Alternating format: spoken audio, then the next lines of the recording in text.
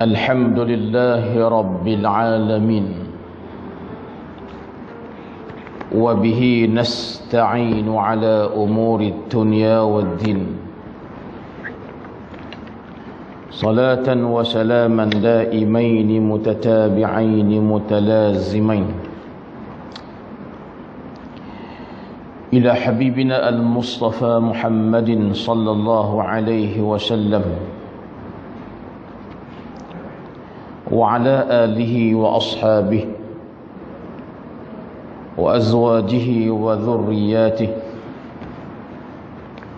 ومن دعا بدعوته ومن نهج نهجه إلى يوم الدين. سبحانك لا علم لنا إلا ما علمتنا إنك أنت العليم الحكيم ولا حول ولا قوة إلا بالله العلي العظيم. أما بعد. Muslimin muslimat sidang jamaah yang dirahmati Allah Subhanahu wa taala sekalian, alhamdulillah, puji dan syukur hanya bagi Allah Subhanahu wa taala kerana masih mengizinkan kita pada malam ini bertemu semula. Dan malam ni tuan-tuan dan sekalian adalah pertemuan pertama kita untuk tahun 2021. Sebelum kita masuk perbincangan kitab kita ini, sukalah saya nak berkongsi dengan semua yang ada, iaitu beberapa kemusykilan dan kekeliruan yang timbul apabila masuknya bulan Disember. Nombor satu, bila masuk tarikh 25 Disember.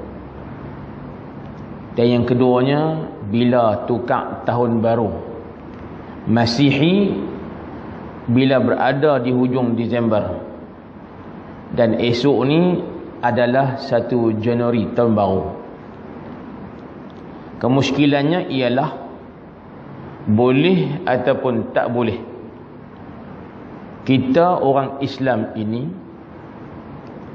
untuk menyambut pertamanya ialah Selamat Hari Natal, yang biasa berulang-ulang tahunan pada 25 Disember.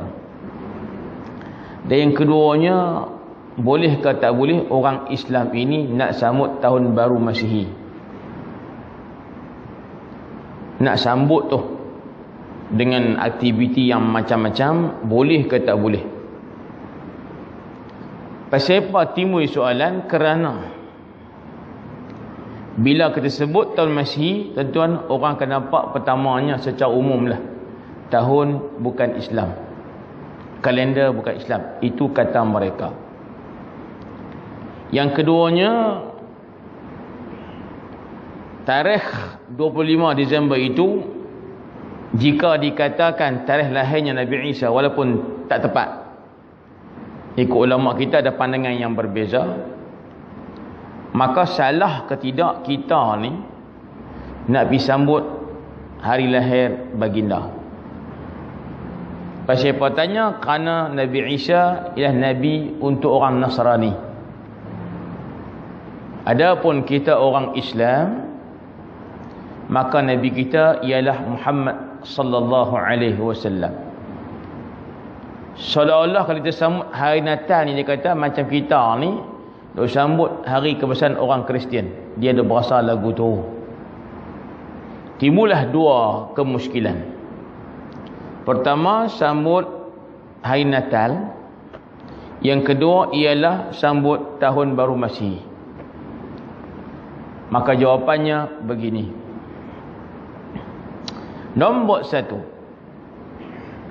bila kita bincang tentang tarikh takwim Masihi, tuan-tuan, maka dia tidak ada kaitan dengan keagamaan. Kalender Masihi ni tuan, 1 bulan Januari sampai 31 Disember, dia tarikh tu, dia tidak ada kaitan dengan agama. Dia bukan perkara bersangkut dengan akidah. Tak boleh kita hukum orang tu beriman ke tak beriman ke dengan tengok kalender Masihi. Tidak ada kaitan. Yang kedua, kalender Masihi itu adalah tanda-tanda perubahan hari dan malam mengikut pergerakan matahari, bukan bulan. Dan sekiranya matahari dah berpusing genap 365 hari, hari yang berikutnya dia akan kembali tempat asal dia ada pada hari pertama, 1 Januari. Ini adalah ketentuan Allah Ta'ala. Yang ketiga, kalender Masihi diukur dengan pergerakan matahari. Dan matahari adalah makhluk ciptaan Allah Ta'ala. Allah Ta'ala cipta matahari ini, tuan-tuan, untuk kemudahan manusia. Dan tuan-tuan perhati balik, antara kemudahannya untuk kita hidup sebagai manusia. Naik matahari cerah, keluar cari makan. Terbenam matahari gelap, kita balik ke rumah. Ini passion kerja siang lah. Kerja malam cerita lain. Ini yang normal, yang biasa. Dan sebagai hamba Allah Ta'ala, kita beribadat pakai pergerakan matahari. Dan tuan perasan, kita nak sembahyang zuhur ke, asar ke, maghrib ke, isyak ke, tuan-tuan, subuh, semuanya ukurannya masa waktu dengan matahari. Bahkan tuan-tuan sekalian, matahari yang bergerak setetap itu 3, 6, 5 hari akan patah balik tempat asal, memudahkan ahli falak untuk hitung 1 bulan Januari Zuhur masuk pukul berapa, 2 bulan 1 Februari, 3 Mac, 4 April dan seterusnya, dihitung dengan pergerakan matahari. Justru saya nak beritahu bahawa pergerakan matahari dan penciptaannya adalah untuk kemudahan manusia. Yang ni dia tak kira agama.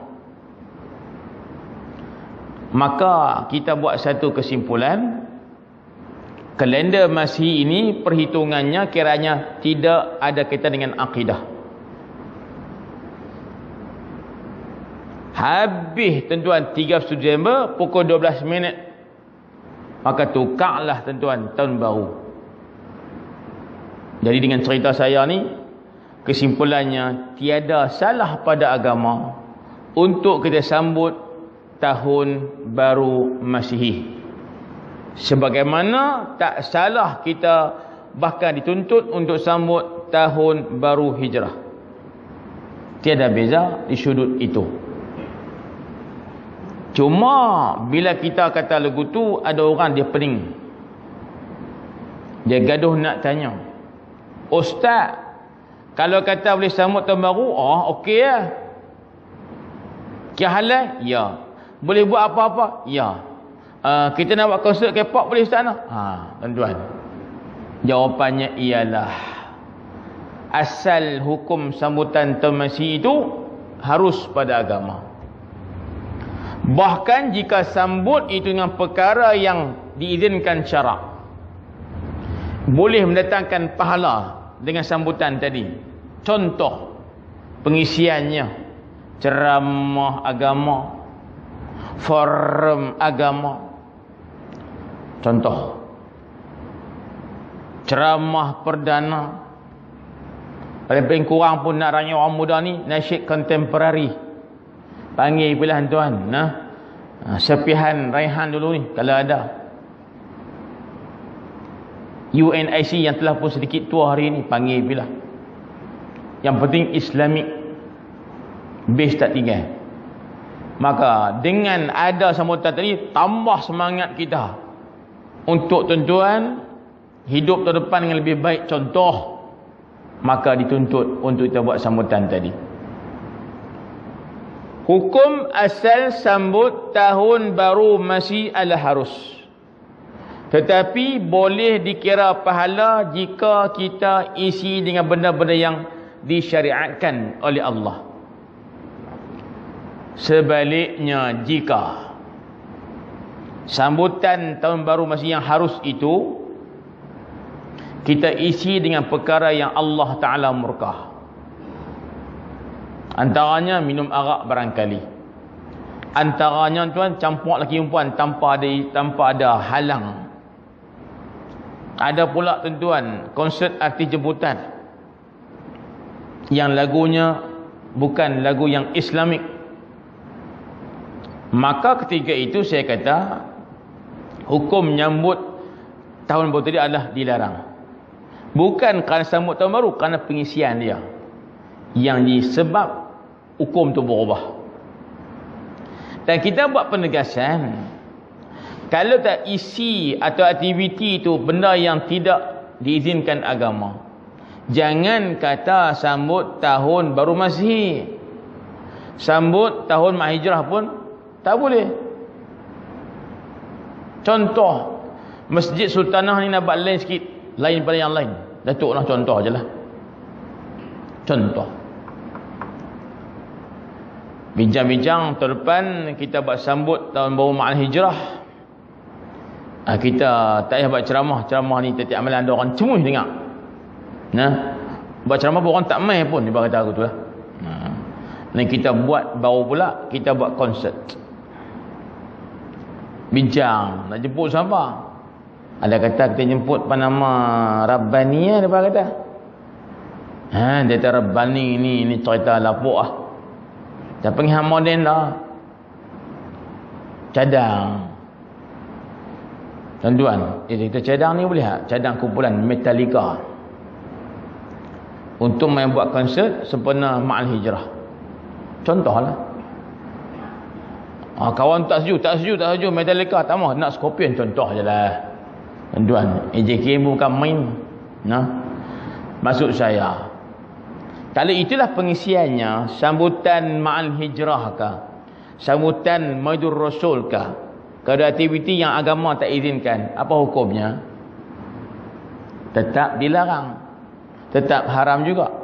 Bukan isu sambut, isu pengisian. Tuan-tuan, baik, itu yang pertama selesai. Yang kedua, tuan-tuan, tambahan cerita. Bila tuan-tuan main zaman PKP ni, kita rasa syukur banyak-banyak. Walaupun mungkin kita tak boleh buat ibadat maksimal, tapi berjaya mengurangkan banyak dosa. Ibadat kita macam biasa aja. PKP ke, PKPB ke, PKPPP macam Pak Perlis tu, atau PKP sahaja, kita ibadat teratur je. Tapi satu sudut pandang yang lain, dengan sebab PKP tuan pergerakan terbatas, maka banyak perkara yang maksiat sedikit nampak berkurangan. Disko tak ada dah, itu ni yang disko yang halal daripada kata. Pusat hiburan yang halal tak ada, haram terletak panjang. Ni daripada kata ada disko halal, ada disko haram. Sedikit mengekang pergerakan benda-benda yang lara ni dengan sebab PKP. Ada kawan kita melawak, kalau macam ni punya kes PKP terus sampai mati tak apa. Jangan tuan-tuan, jangan. Tak apa. Dan bila PKP ni sambut tahun baru pun secara sederhana. Saya baru ni kawan jemput Ustaz Perida Khamis Jumaat 30 Disember baru ni. Saya kata kalau ikut ada lah kuliah hak giliak 135 jika ada. Tapi minggu 5 tu boleh kita nak tangguh, tak ada masalah. So tanya dia, kenapa pasal nak minta main baca Yasin? Nikah lain ke? Tuan-tuan, orang lelaki tanya lagu tu. Baca Yasin, baca apa? Selamat menikah lain ke apakah? Tidak, kawan tu pun menakut juga. Dia tak ni pasal nak sambut tahun baru. Lepas tu minta buat tahlil sedikit. Lepas tu kita buat makan sikit. Saya kata program ini bagus. Walaupun tak ada nas khusus dalam Quran Sunnah untuk baca Yasin malam tahun baru Masihi ni, tapi pengisian itu baik. Maka saya cadangkan jadikan acara tahunan. Tahun baru je baca Quran, baca doa, buat makan. Daripada kita tuan duk buat karaoke, jemput arti yang tak ketahuan punca. Maksud saya, duit pun habis, masa pun terbang, pahala pun tarak. Nampak tuan, satu yang baik. Tanya pula pasal apa kita tak buat benda-benda yang dalam seronok sikit. Ustaz, PKP ni tuan, PKP banyak juga tuan menyedarkan kita. Baik, isu yang kedua tentang ucap selamat hari Natal. 25 Disember teman sekalian akan menjelang tiap-tiap tahun. Dan bagi saya 25 Disember ada tarikh sejarah saya. Tak ada kaitan dengan Merry Christmas ni, tapi kaitan dengan perkahwinan saya. Ni cerita lama tuan. Cerita 23 tahun dulu. Nak menikah kalut tuan sekalian, nak tangguh bila? 25 bulan, seminggu lagi 1 Ramadan. Ni tahun 97 dulu ni. Gagah lajak lepas puasa, nak raya pula pening kepala. Kan? Jadi nak menikah juga sebelum puasa. Hak sebelum tu tuan-tuan semua ada booking dah terus. Dan kita pasien lambat kira sikit. Yalah 25 Disember pun 25 Disember tak ada masalah. Seminggu lagi nak puasa. Tawakkaltu ala Allah. Tak apa, selesai tu tajuk tu. Tiba-tiba soalan ulangan tahunan 25 Disember, boleh ke tak boleh ucap selamat hari Natal? Ataupun dengan sirah yang lain, Merry Christmas. Maka ada perinciannya begini. Tentuan kita bincang benda ni secara tentuan terbuka dengan panduan syariat dan agama. Jangan guna emosi dan sentimen yang tak tahu punca. Kalau tersebut ucapan selamat hari Natal, apa maksud? Ucap selamat hari lahir. Yang kalau ikut niat asalnya ditubuh Nabi Isa alaihissalam. Bahasa mudah ucap happy birthday lah kepada Nabi Isa alaihissalam. Tapi ada sirah yang kedua disebut Merry Christmas. Merry Christmas. Maka orang tanya, boleh tak kita nak ucap sambutan tersebut dengan molek?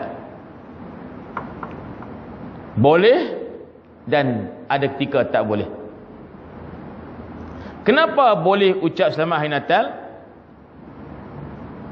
pada tarikh tersebut? Walaupun ulama kita, kebanyakan ulama Ahlussunnah wal Jamaah mengatakan bahawa tarikh lahir Nabi Isa adalah termasuk dalam perkara-perkara yang tak diketahui oleh orang ramai. Setengah ulama letak tarikh lahir Nabi Isa sebagai ghaibiyat, perkara ghaib antaranya. Sebab apa? Tak ada siapa yang tahu. Tuan-tuan sekalian, mereka orang yang Allah beri wahyu kepadanya. Ini kata sebagian ulama Ahlussunnah wal Jamaah. Apapun tarikh tu ke, tarikh sebelum ke, selepasnya bukan pokok. Sebab itu tuan-tuan sekalian, tarikh itu bukanlah benar yang pokok yang bersangkut dengan akidah. Tidak. Bahkan Nabi kita Muhammad pun, kalau orang tanya tarikh lahir baginda tu bila, ada 5 pendapat. Betul tak? Tak rasa akidah tuan. Tak rasa akidah. Tak ada kaitan tarikh dengan akidah. Dan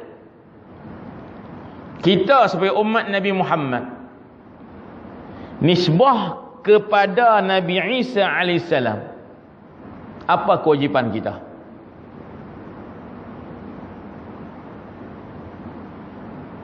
Saya tanya tuan yang ada ni. Muslimat tak buka tirai ni, takut corona aku ni. Bisa ada buka juga. Takut corona. Sembang bila tuan melawak. Apa kewajipan kita terhadap Nabi Isa yang Allah utus untuk orang Nasrani sebelum umat Nabi Muhammad? Kewajipan kita ialah beriman dengan baginda. Kullun amana billahi wa malaikatihi wa kutubihi wa rusulihi.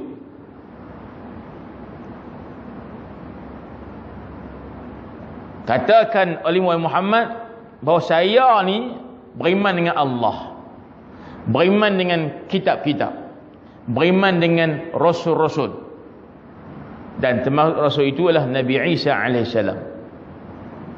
Nabi Isa antara Nabi yang disebut namanya dalam Quran, dan Nabi Isa termasuk dalam 25 rasul yang wajib kita tahu nama dia, dan dia wajib kita beriman sebagai rasul. Bila kita beriman bahawa Nabi Isa sebagai rasul, Allah utusnya kepada dunia ni untuk umat sebelum Nabi Muhammad, maknanya dia adalah nikmat, rahmat Allah kepada dunia. Betul ke tak? Betul ke tak? Tentuan rasul tu adalah nikmat dan rahmat Allah untuk dunia. Betul ke tak? Tanya balik, rasul ni untuk apa? Menghabaq agama kat kita. Baik ke tak baik? Baik. Maka dia adalah nikmat dan rahmat. Maka Nabi Isa adalah tentuan nikmat dan rahmat Allah ke dunia ni. Kelahiran baginda walaupun bukan untuk kita, tapi kita mesti rasa sonok dan syukur. Justru dengan cerita saya ni, salah ke tidak untuk syukur nikmat Allah? Salah ke tidak untuk syukur nikmat Allah? Jawapannya tidak. Antara nikmatnya ialah perutusan Nabi-Nabi ke dunia ini. Maka antara cara sambutan seronok ni ialah, tuan-tuan, ingat baginda pada hari kelahiran baginda. Kalau pak kita, tuan-tuan sekalian, hari ni hari lahir dia, mak kita, tuan-tuan sekalian, no, tak tidur. Pasal apa dia tunggu pak balik masjid? Pasal apa nak buat surprise? Pasal apa hari ni jadi pak hampa ketau? Mak tu habaq kadang hampa yang tidur lah. Mak paksa anak jangan tidur. Pasal apa? Main ni birthday pak hampa. Pak hampa tu kan ingat tu. Yang pak ni bukan tak ingat, dia tahu dah bila buat kali. Nah, lepas main insya masjid tu sembang kedai kopi. Kena lem chop gajah. Chicken chop gajah. Tu depan tu. 2 kali tuan. Nak tengok 10.30 awal lagi. Nak balik tak syok, nak bersembang dengan siapa? Tambah pula sate kambing. Contoh saja. Saya tengok pukul 12, boleh balik lah mengantuk. Balik lagi lump terus. Pak ni pun. Yang tuan balik-balik dengan tuan, gelap dah dia kata. Lega. Kenapa lega? Tak gaduh tuan-tuan. Nah. Sembang dengan bini. Dia tanya macam-macam. Main mana, balik mana, pinggan siapa, sembang apa. Tanya semua. Ini lemah dia kata. Kan? Tuan, kita pun buka pintu pelan-pelan. Pak tadi tu. Cah buka pintu tuan. Dia buka lampu. Look semua. Happy birthday to you. Tuan. Nah, abang kata. Pak tuan terkejut juga.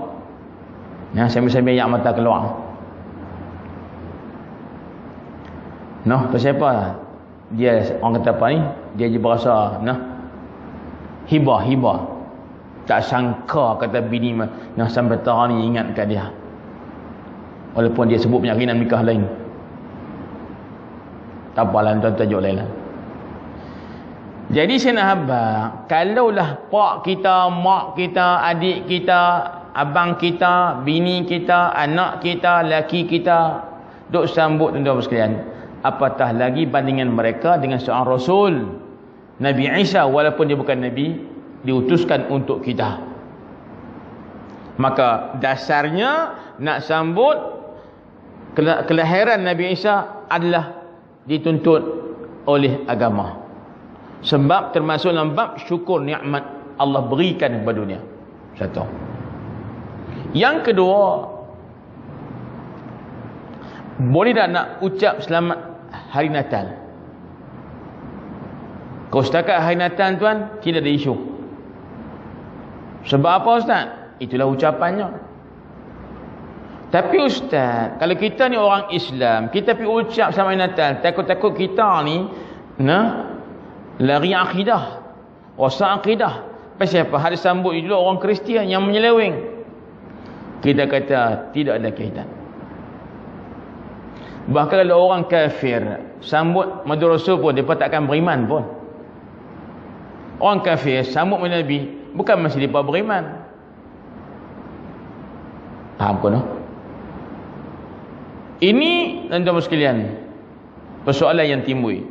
Jawapannya, sambut kelahiran Nabi-Nabi termasuk Nabi Isa tak termasuk dalam perkara yang boleh merosakkan akidah. Walaupun umatnya menyeleweng, walaupun umatnya tuan-tuan tersalah pegangan i'tiqad tentang Nabi Isa AS. Namun keharusan ucap selamat datang ni ada syarat-syaratnya. Jangan kita tuan-tuan pi buat ucapan yang boleh membayangkan ada makna syirik. Sebab itu kita rasa tak selesa kalau kita ucap Merry Christmas. Merry Christmas kita tak selesa. Pasal apa tak selesa ustaz? Sebab kalimah Chris itu maknanya tuan-tuan palang. Orang yang duk anut palang ini dia punya Kristian, orang-orang palang. Palang itu kalau kita lukis tuan-tuan nampak macam huruf T. Tapi pada pandangan orang Kristian, palang itu ada makna yang boleh merosakkan dan boleh memang rosak akidah. Kenapa? Kerana pegangan mereka dengan palang tadi menolak Al-Quran. Pasal apa? Kerana Al-Quran beritahu Allah Ta'ala angkat Nabi Isa naik ke langit. Tapi orang Kristian meleweng kata Nabi Isa itu dibunuh di tiang salib.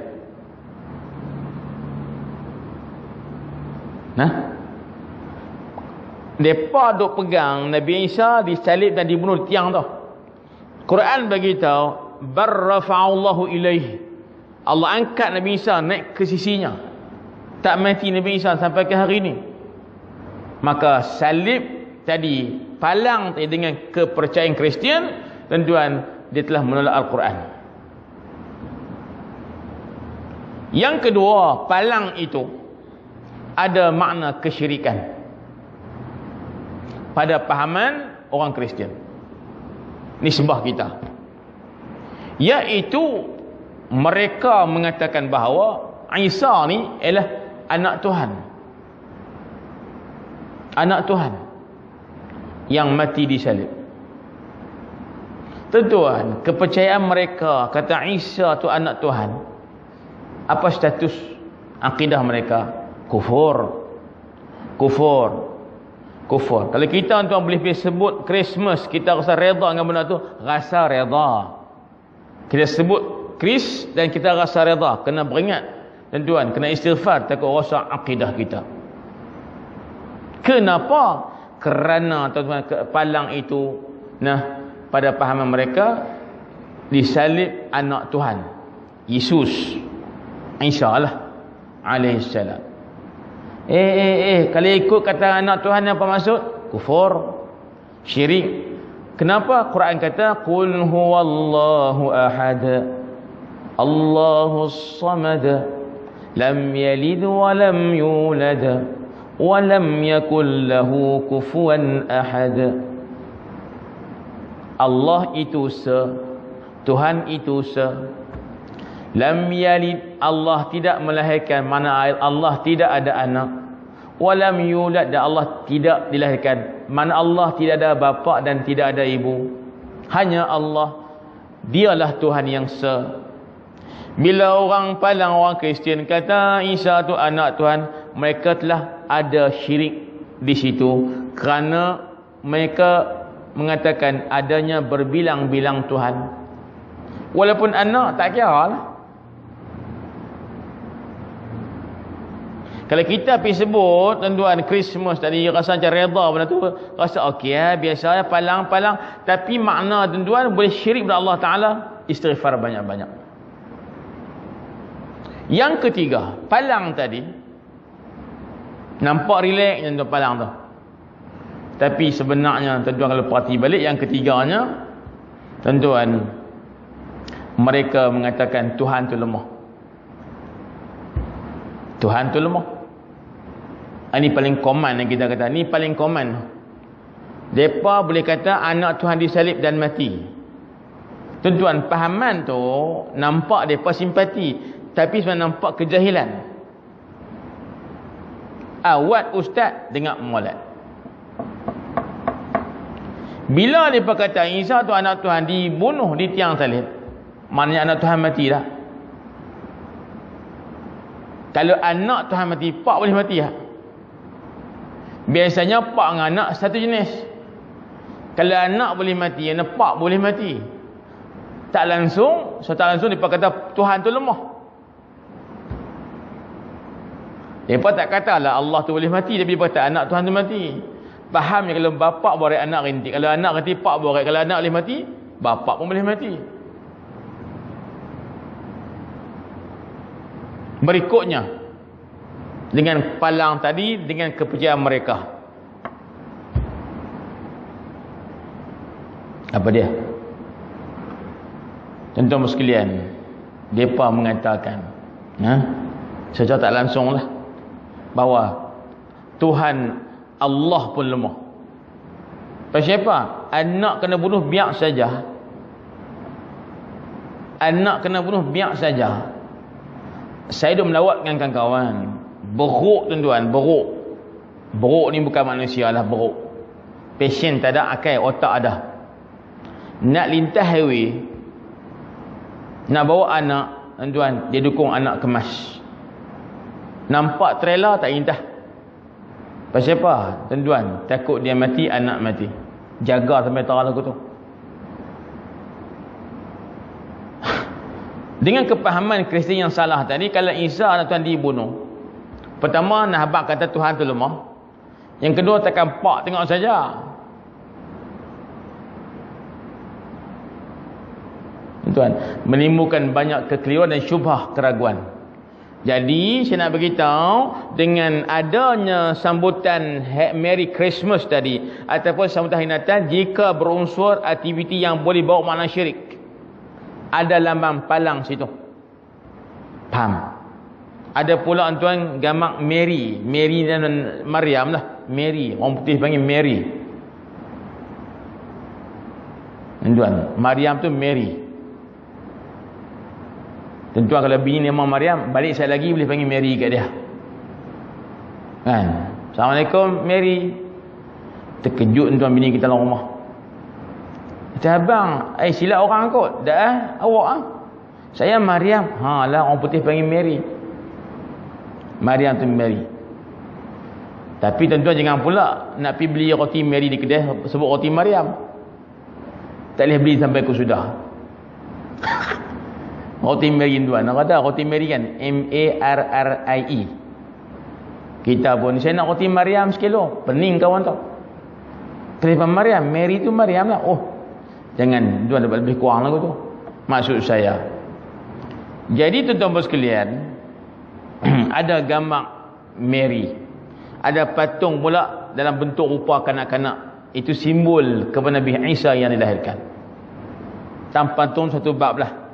Tapi bagi saya, bila ada unsur syirik tadi tuan, upacara tadi, dengan adanya palang Kristian besar-besar, bagi saya lah, kalau kita masuk dalam balik itu untuk ucapan sama Hari Natal, yang walaupun boleh pada agama asalnya, tapi bimbang tak boleh jaga hati kita, takut kita reda dengan palang tadi, dengan maksud yang tersirat sebalik palang tersebut, takut tuan-tuan dia boleh rosak akidah kita. Maka eloknya mengelak. Tapi setakat duduk rumah ni, selamat Hari Natal seorang-seorang tuan-tuan, tak ada isu lah. Tapi jangan buka peluang.